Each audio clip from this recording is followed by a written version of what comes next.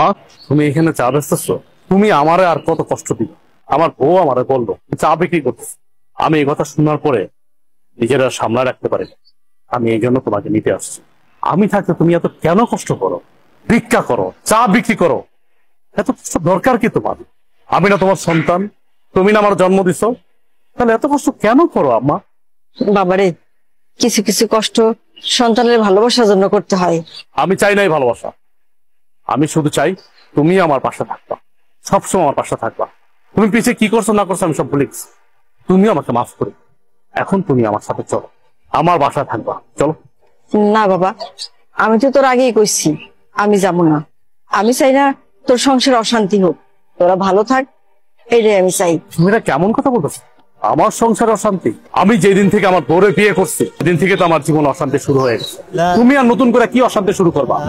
অথচ দেখো, আমার বাড়িতে থাকার কথা তোমার, অথচ তুমি না থেকে আমার শ্বশুর থাকছে। শ্বশুর থাকতেছে নন স্টপ, দিনের পরে দিন, রাতের পরে রাত, ভালো মন্দ খাইতেছে, ঘুমাইতেছে, ফিরতেছে।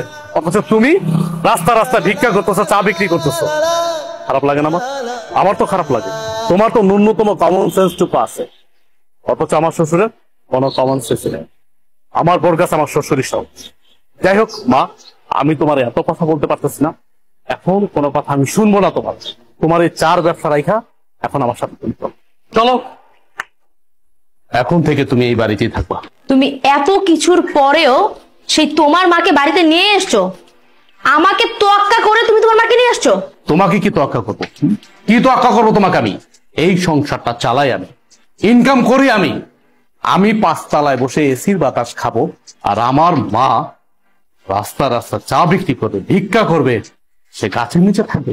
দেখো, এই সংসারটা আমার, এই সংসারটা আমি মেনটেন করি, তাই আমি যা বলবো তাই হবে।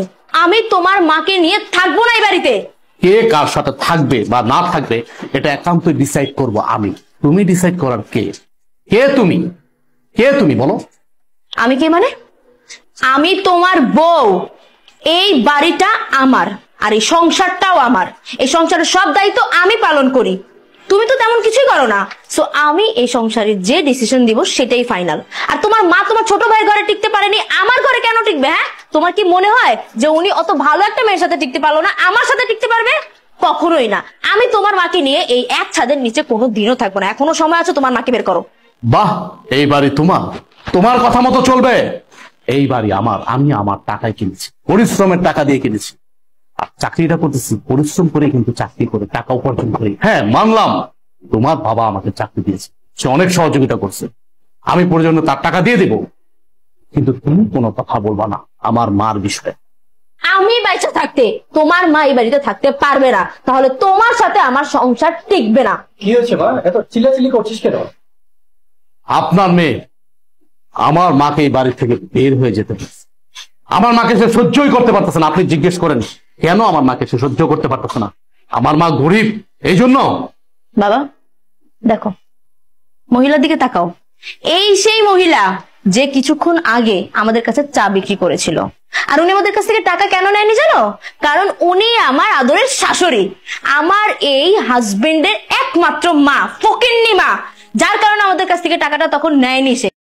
হ্যালো, আসসালামু আলাইকুম গাইস, সবাই কেমন আছেন? আশা করি সবাই ভালো আছেন। ভিডিওটা ভালো লাগলে সবাই লাইক, কমেন্ট, শেয়ার দিয়ে পাশে থাকবেন। ধন্যবাদ সবাইকে।